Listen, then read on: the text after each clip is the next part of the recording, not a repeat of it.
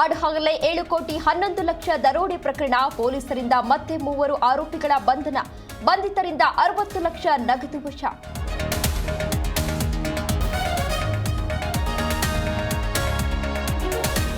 Power sharing ಗೊಂದಲ ಗಲಾಟೆ ಏನು ಕಾಣಿಸ್ತಾ ಇಲ್ಲ. ಒಪ್ಪಂದ ಆಗಿದ್ಯಾ ಇಲ್ವಾ ಗೊತ್ತಿಲ್ಲ. ತುಮಕೂರಲ್ಲಿ ಗೃಹ ಸಚಿವ ಪರಮೇಶ್ವರ್ ಹೇಳಿಕೆ.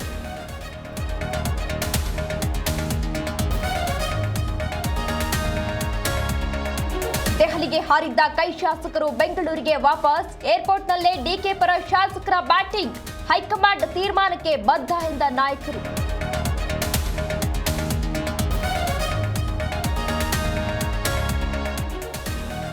ನನ್ನನ್ನು ರಾಜಕೀಯವಾಗಿ ಬೆಳೆಸಿದ್ದು ಡಿಕೆಶಿ, ಅವರ ಮೇಲೆ ಋಣ ಇದೆ. ಸಿಎಂ ಪಟ್ಟ ಸಿಕ್ಕಬೇಕು. ಮೈಸೂರಲ್ಲಿ ಕೆಪಿಸಿಸಿ ಕಾರ್ಯಾಧ್ಯಕ್ಷ ತನ್ವೀರ್ ಸೇಠ್ ಹೇಳಿಕೆ.